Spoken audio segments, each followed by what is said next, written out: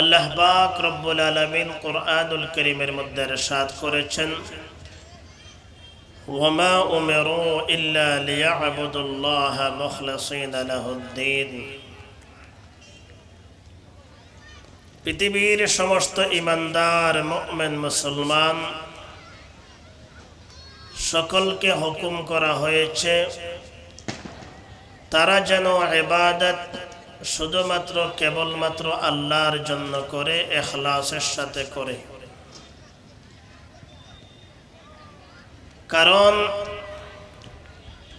ইবাদত বন্দেগী কোন আমল যতই গুরুত্বপূর্ণ হোক না কেন, যদি সেই ইবাদতের মধ্যে আমলের মধ্যে যদি ইখলাস না থাকে, নিয়ত যদি সহিহ বিশুদ্ধ না হয়, তাহলে সেই ইবাদত বন্দেগী আমল আল্লাহর দরবারে কবুল হয় না, কোনো কাজে আসে না। এজন্য ইমাম বুখারী রাহমাতুল্লাহি আলাইহি তার বিশ্ববিখ্যাত কিতাব বুখারী শরীফের মধ্যে প্রথম যে হাদিসটি এনেছেন সেই হাদিসটা হচ্ছে ইখলাস সম্পর্কে, বিশুদ্ধ নিয়ত সম্পর্কে।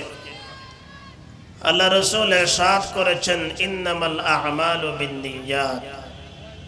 প্রত্যেকটা আমলের দারমাদার, প্রত্যেকটা আমলের সওয়াব হবে কি হবে না সেটা নির্ভর করে নিয়তের উপর। নিয়ত ভালো, নিয়ত বিশুদ্ধ, আমল করে সওয়াব পাওয়া যাবে। নিয়ত যদি বিশুদ্ধ না হয়, আমলের মধ্যে যদি ইখলাস না থাকে, তাহলে সেই ইবাদত আমল দ্বারা কোনো লাভ হবে না। ইমাম বুখারী রাহমাতুল্লাহি আলাইহির উস্তাদ আমিরুল মুমিনিন ফিল হাদিস আব্দুল্লাহ ইবনে মুবারক রাহমাতুল্লাহি আলাইহি বলেন, রুব্বা আমালিন সগীরিন তুআজ্জিমুহু নিয়্যাত। অনেক ছোট আমল, আমলটা একেবারে ছোট, কিন্তু নিয়তে সেই আমলটাকে মহান করে অনেক বড় করে ফেলে। আমল ছোট হলো, নিয়তের কারণে সেই আমলের দাম অনেক বেশি হয়ে যায়। ওয়া রুব্বা আমালিন কাবীরিন তুসাগগিরুহু নিয়্যাত। অনেক আমল দেখতে অনেক বড় মনে হয়, ইবাদতটা অনেক বড়, অনেক দামি মনে হয়, কিন্তু নিয়তে সেটাকে তুচ্ছ করে ফেলে, একেবারে বেদামি বানিয়ে ফেলে। নিয়ত যত ভালো হবে আমল তত দামি, নিয়ত যত খারাপ হবে আমল তত বেদামি। এজন্য আল্লাহ রাসূল ইরশাদ করেছেন, قال رسول الله صلى الله عليه وسلم أخلص دينك يكفيك العمل القليل। আল্লাহর নবী ইরশাদ করেছেন, উম্মত তোমার ইবাদতকে তুমি ইখলাস পূর্ণ করো, তোমার আমলকে তুমি কাটি করো, শুধুমাত্র কেবলমাত্র আল্লাহর সন্তুষ্টি অর্জন করার জন্য ইবাদত করো, আমল করো। ইয়াকফিকাল আমালুল কলিল। তোমার সেই ইবাদত আমল যদি অল্প হয়, নাজাতের জন্য যথেষ্ট হয়ে যাবে। সুবহানাল্লাহ। আমল ছোট, ইবাদত ছোট, কিন্তু নিয়ত বেশি বালা। আল্লাহ রাসূল বলেন, আমল যদি ছোট হয়, ইখলাস পূর্ণ হলে সেটা নাজাতের জন্য যথেষ্ট হয়ে যাবে। সুবহানাল্লাহ। আর আমল অনেক বড়, কিন্তু নিয়ত ভালো নাই, তো সহিহ নিয়ত, ইখলাস নাই, বিশুদ্ধ নিয়ত নাই, সেই আমলটা যত বড়ই হোক না কেন সেই আমল দ্বারা কোনো লাভ নাই। বরং হাদিসে আছে, ইবাদত বড় কিন্তু নিয়ত ঠিক নাই, ইখলাস নাই, তাহলে সেই ইবাদত করে আরো গুনাহ হবে। নাউযুবিল্লাহ। قال رسول الله صلى الله عليه وسلم মান সাল্লা ইউরাহি ফাকাদ আশরাকা ওয়া মান সামা ইউরাহি ফাকাদ আশরাকা ওয়া মান তাসাদ্দাকা ইউরাহি ফাকাদ আশরাকা। আল্লাহর নবী ইরশাদ করেছেন, যেই ব্যক্তি নামাজ পড়ে মানুষকে দেখানোর জন্য, লোক দেখানো নামাজ, ফাকাদ আশরাকা, ওই ব্যক্তি শিরিক গুনাহ করেছেন। অথচ নামাজ ইবাদতের মধ্যে এক নাম্বার, সবচেয়ে বড় ইবাদতের নাম হচ্ছে নামাজ। সেই নামাজ পড়ার সময় যদি নিয়ত ঠিক না থাকে, সেই নামাজ পড়ার মধ্যে যদি ইখলাস না থাকে, রাসূল বয়ান ফরমান ওই ব্যক্তি নামাজ পড়েও শিরক গুনাহ করেছে, নাউযু বিল্লাহ। ওয়া মান সামা ইউরাই ফাকাদ আশরাকা, যেই ব্যক্তি রোজা রেখেছে মানুষকে দেখানোর জন্য, রোজা রাখা একটা ফরজ ইবাদত, সেই রকম ফরজ ইবাদত করেছে কিন্তু নিয়ত ভালো ছিল না, সেই রোজা রাখার মধ্যে ইখলাস ছিল না, রাসূল বয়ান ফরমান ফাকাদ আশরাকা, ওই ব্যক্তি রোজা রেখে শিরক গুনাহ করেছেন।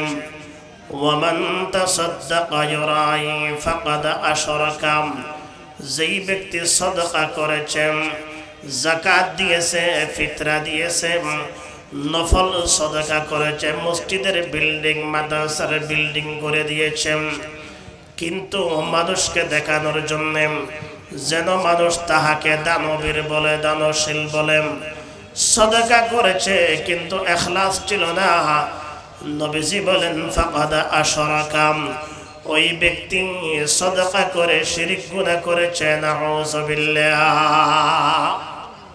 অতএব এই কথা পরিষ্কার কোরআন হাদিস থেকে, ইবাদত যতই বড় হোক না কেন, যদি ইখলাস না থাকে কোনো লাভ নাই, কোনো দাম নাই, জিরো।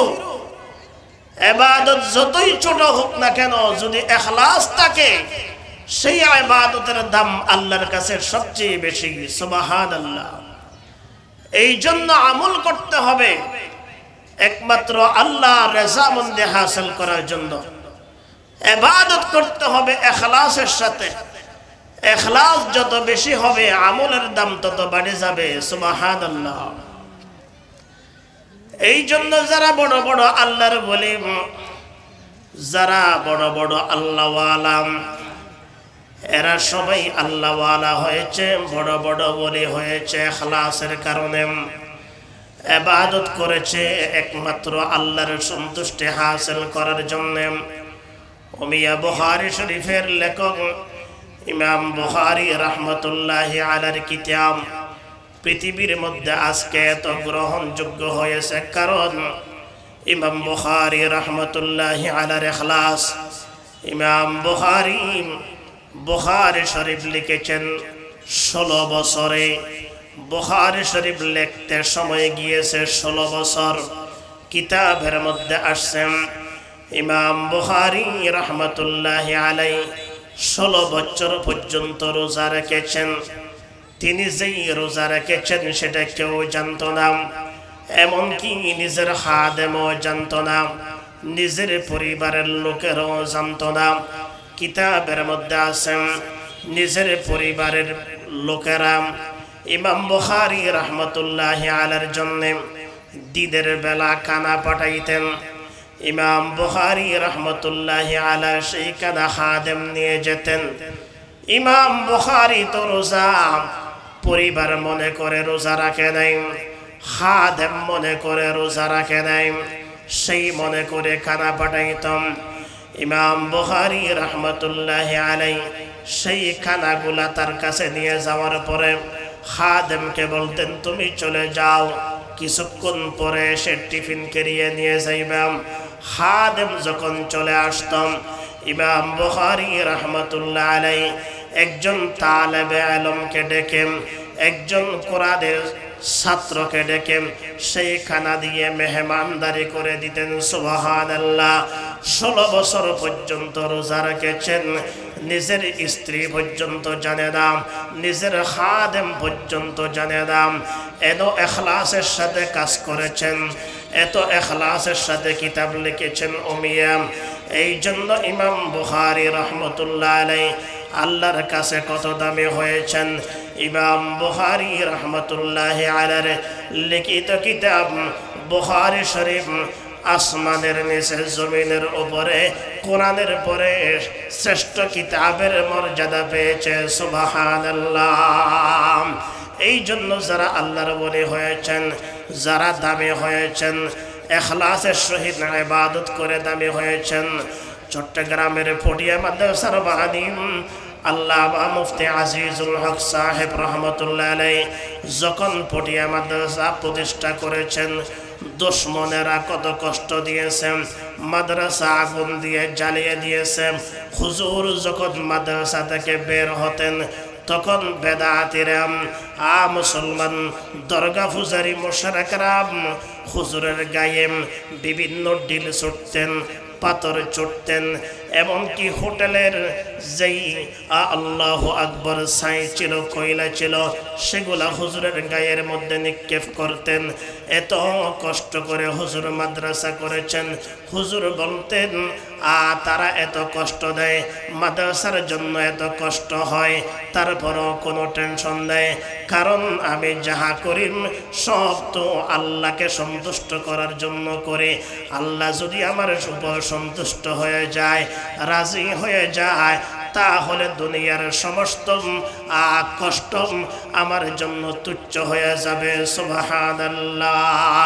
ইসি আহজারি সে মকসুদ क्या है, इसी आहजारी से मकसूद क्या है, लक़ाए खुदा है, रज़ाए खुदा है, ये जन्नत भी मतलूब है इस वजह से, ये जन्नत मतलूब है इस वजह से के दारुल लिक़ा है, मक़ामुर रज़ा है, के दारुल लिक़ा है, मक़ामुर रज़ा है। এই জন্য যারা আমল করবেন একমাত্র আল্লাহর সন্তুষ্টি হাসিল করার জন্য, যাদের প্রত্যেকটা ইবাদতের মধ্যে নিয়ত বিশুদ্ধ থাকবে, আল্লাহর কাছে সেটা বেশি কবুল হবে, ওই মানুষটা বেশি দামি হবে, তার কাজটা বেশি মকবুল হয়ে যাবে।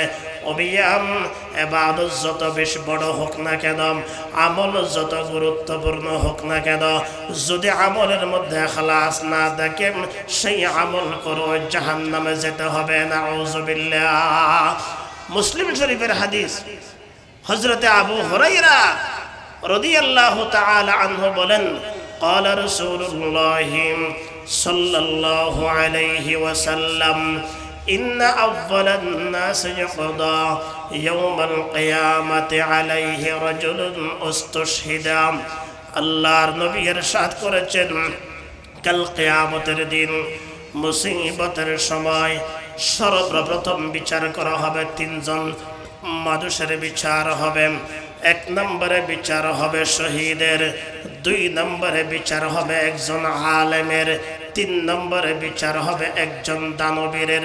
অমিয়া এই তিনজনের বিচার প্রথম হবে। তিনজনে জাহান্নামের মধ্যে যাবে আমলের মধ্যে ইখলাস না থাকার কারণে। আল্লাহর নবী ইরশাদ করেন, সর্বপ্রথম বিচার হবে রাজুলুন উস্তুশহিদা, ওই ব্যক্তি যে আল্লাহর দিন আল্লাহর জমিনে প্রতিষ্ঠা করার জন্য জিহাদের মাঠে রক্ত দিয়ে জীবন দিয়ে শহীদ হয়ে গেছে। সুবহানাল্লাহ। অমিয়া একজন শহীদের দাম সবচেয়ে বেশি নয় দাম, জিহাদের না দাম সবচেয়ে বেশি নয় দাম। শহীদের ব্যাপারে আল্লাহ কোরআনের মধ্যে বলেছেন, ওয়ালা তাহসাবান্নাল্লাযীনা কুতিলু في سبيل الله أمواتا بل أحياء ইনদা রাব্বিহিম ইউরযাকুন। আল্লাহ বলে, ও দুনিয়ার মানুষ, যারা আল্লাহর রাস্তায় শহীদ হয়ে যাবে, নিহত হবে, তাদেরকে তোমরা মৃত বলো না, তারা হচ্ছে জীবিত। শহীদের মর্যাদা আল্লাহর কাছে কতই না বেশি। আল্লাহু আকবার। একজন শহীদের চেয়ে দামি কোনো মৃত ব্যক্তি হতে পারে না। মৃত্যুর মধ্যে শাহাদতের মওত সবচেয়ে সেরা। আল্লাহর নবী সব সময় দোয়া করতেন, আল্লাহুম্মা রযুকনি শাহাদাতান ফি সাবিলিক। আল্লাহ আমাকে শাহাদতের মওত নসিব করুন। আল্লাহর নবীর সাহাবী হযরতে ওমর ইবনুল খাত্তাব রাদিয়াল্লাহু তাআলা আনহু সব সময় দোয়া করতেন, আল্লাহুম্মা রযুকনি শাহাদাতান ফি সাবিলিক ওয়াজআল মাউতি ফি বালাদি রাসূলিক। আয় আল্লাহ, আমাকে শাহাদতের মৃত্যু নসিব করিও, আমার কবর যেন রাসূলের শহর মদিনার মধ্যে হয়। আল্লাহর নবীর সাহাবী হযরত ওমর সব সময় শাহাদতের মৃত্যুর জন্য দোয়া করতেন, কারণ শাহাদতের মওত পৃথিবীর মধ্যে সেরা মওত। শাহাদাত হে মতলব বেমকসুদ মুমিন, শাহাদাত হে মতলব বেমকসুদ মুমিন, নমালে গনিমত ন কিশোর কুশাই, শাহাদত আখিরি मंजिल है इंसानी सआदत की, वो खुश किस्मत हो मिल जाए जिन्हें दौलत शहादत की, शहीद इस दार फानी में हमेशा जिंदा रहती है, जमीन पर चांद तारों की तो रहता बंदा रहती है। শাহাদাতের উপর কোনো মৃত্যু নেই। শহীদের মর্যাদা আল্লাহর কাছে সবচেয়ে বেশি। আল্লাহর নবী আশা প্রকাশ করেছিলেন, ক্বালা রাসূলুল্লাহ সাল্লাল্লাহু আলাইহি ওয়াসাল্লাম, লাওয়াদিতু আন উকতালা ফি সাবিলিল্লাহ সুম্মা উহইয়া সুম্মা উকতাল সুম্মা উহইয়া সুম্মা উকতাল সুম্মা উহইয়া সুম্মা উকতাল। আল্লাহর নবী বলেন, আমার মন চাই একবার শহীদ হয়ে যায়, আবার জীবিত হই, আবার শহীদ হই, আবার জীবিত হই, আবার শহীদ হই, আবার জীবিত হই, আবার শহীদ হই। সুবহানাল্লাহ। শাহাদাত হে মতলব বেমকসুদ মুমিন, শাহাদাত হে মতলব বেমকসুদ মুমিন, নমালে গনিমত ন কিশোর কুশাই। শাহাদাতের মৃত্যু সারা মৃত্যু, শহীদের দাম আল্লাহর কাছে সবচেয়ে বেশি। সুবহানাল্লাহ। আল্লাহর নবী বলেন, সর্বপ্রথম একজন শহীদের বিচার হবে। শহীদ আল্লাহর সামনে উপস্থিত করা হবে। ফাউতিয়া বিহি, শহীদকে আল্লাহর সামনে উপস্থিত করা হবে। ফাআরফাহা নিআমাহু, আল্লাহ পাক শহীদকে যত নিয়ামত দিয়েছেন সব নিয়ামতগুলো তার সামনে উপস্থাপন করবে। ফাআরফাহা, শহীদ সব নিয়ামতগুলো চিনবে, সবগুলা জানবে। এরপর আল্লাহ বলবে, ফামা আমিলতা ফিহা, আল্লাহ বলবে, ও বান্দা, এত নিয়ামত আমি তোমাকে দিলাম, তুমি আমার জন্য কি করেছ? তখন শহীদ বলবে, আল্লাহ আপনি আমাকে নিয়ামত দিয়েছেন ঠিক, আমি আপনার জন্য কি করি না, সব তো করেছি।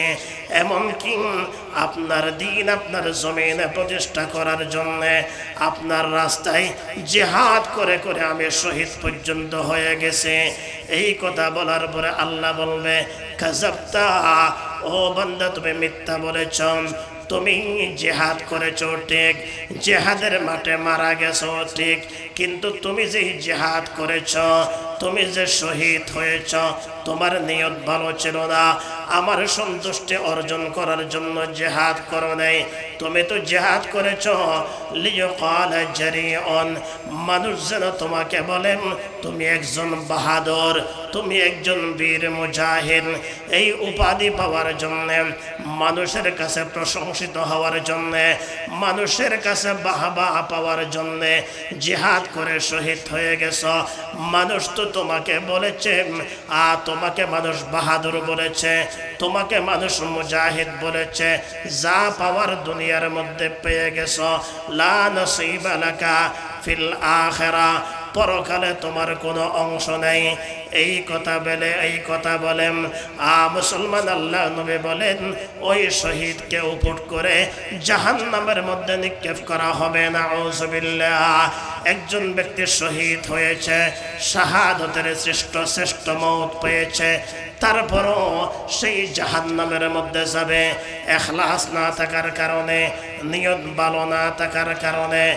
এরপরে নবীজি বলেন 2 নম্বর আল্লাহর সামনে উপস্থিত করা হবে, প্রথম বিচার করা হবে রাজুলুন তাআল্লামাল ইলমা ওয়া আল্লামাহু, যেই ব্যক্তি ইলম শিখেছে আরেকজনকে ইলম শিখিয়েছে, যেই ব্যক্তি বড় আলেম ছিলেন, বড় কারি ছিলেন, মানুষকে কোরআন শিক্ষা দিয়েছেন, আল্লাহ তাকে ডেকে বলবে বান্দারে তোমাকে এই নিয়ামত দিলাম, আমার জন্য তুমি কি আমল করেছ?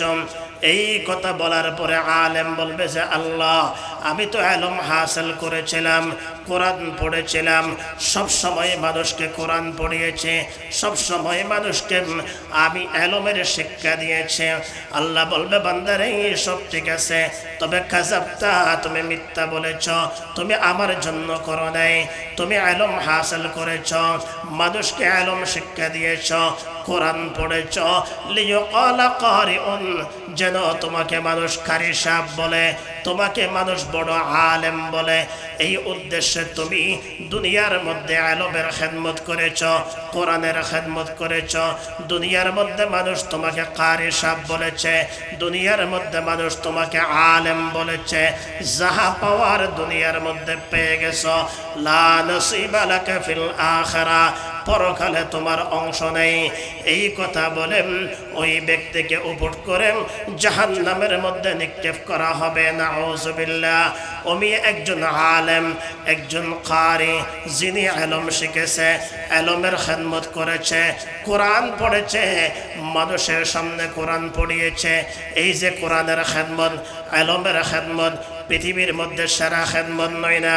ক্বালা রাসূলুল্লাহ সাল্লাল্লাহু আলাইহি ওয়াসাল্লাম খায়রুকুম মান তাআল্লামাল কুরআন ওয়া আল্লামা।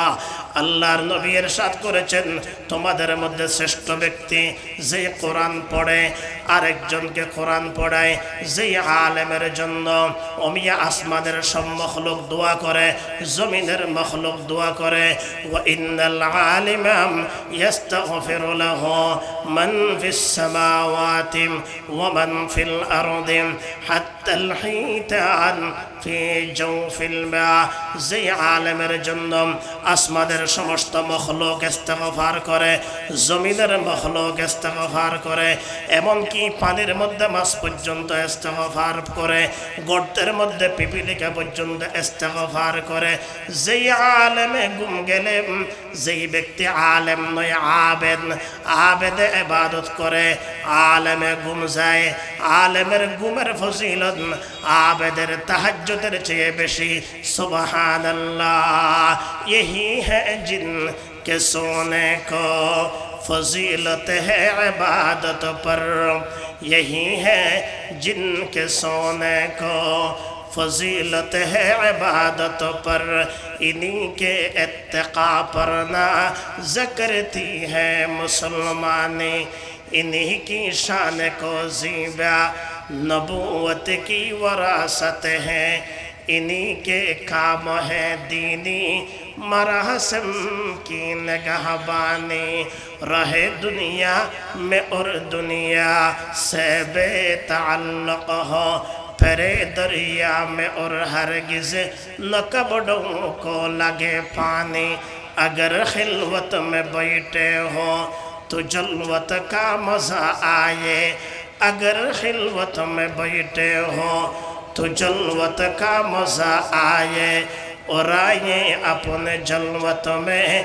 तो साकित हो सुखनदानी, और आए अपने जलवत में तो साकित हो সখনদানি যেই আলেমে ঘুম গেলে ইবাদতের চেয়ে বেশি সওয়াব হয়, যেই আলেমের জন্য আসমানের মখলুক দোয়া করে, যেই আলেমের জন্য জমিনের সৃষ্টি দোয়া করে, যেই আলেমের জন্য পানির মাছে দোয়া করে, যেই আলেমের জন্য গর্তের পিঁপড়া পর্যন্ত দোয়া করে, ওই আলেমকে কিয়ামতের ময়দানে সর্বপ্রথম জাহান্নামে যেতে হবে ইখলাস না থাকার কারণে, তসহিহে নিয়ত না থাকার কারণে, লোক দেখানো খেদমত করার কারণে। অমিয়া অতএব যদি আপনি ইবাদতের মাধ্যমে দামি হতে চান দুনিয়া এবং পরকালে, ইবাদতের মধ্যে ইখলাস লাগবে, আমলের মধ্যে ইখলাস লাগবে। ইখলাস থাকলে ছোট্ট আমলও দামি, ইখলাস না থাকলে বড় আমলও কোনো দাম নেই। অমিয়া 3 নম্বরে বিচার হবে একজন বড় দানশীল দানবীর ব্যক্তি, যাকে আল্লাহ অসংখ্য সম্পদ দিয়েছেন, তাকে ডেকে আল্লাহ বলবে, বান্দা এই নিয়ামত দিলাম, এই নিয়ামত দিলাম, এই নিয়ামত দিলাম, ফামা আমিলতা ফিহা, আমার জন্য তুমি কি করেছ? এই কথা বলার পরে দানবের বলবে, আল্লাহ যেইখানে দিলে তোমার সন্তুষ্টি, যেইখানে দেওয়ার জন্য কোরআন হাদিসে আছে সব জায়গার মধ্যে টাকা দিলাম, মসজিদ বানাইলাম, মাদ্রাসা বানাইলাম, মাহফিলে দিলাম, সব জায়গার মধ্যে টাকা খরচ করেছে। আল্লাহ বলবে, বান্দারে টাকা খরচ করেছো ঠিক আছে, কিন্তু উদ্দেশ্য খারাপ ছিল, নিয়ত খারাপ ছিল। তুমি তো টাকা খরচ করেছ, তুমি তো টাকা খরচ করেছ দুনিয়ার মধ্যে পাওয়ার জন্যে। মানুষ যেন তোমাকে দানশীল বলে, মানুষ যেন তোমাকে দানবের বলে। দুনিয়ার মধ্যে মানুষ তো সব কিছু বলেছে, লা নসিবা লাকা ফিল আখিরা, পরকালে তোমার অংশ নেই। অতএব তাকে উপট করে জাহান্নামের মধ্যে দেওয়া হবে। অমিয়া আমল যত বড় হোক না কেন, নিয়ত খারাপ হলে সেই আমল করে জাহান্নামে।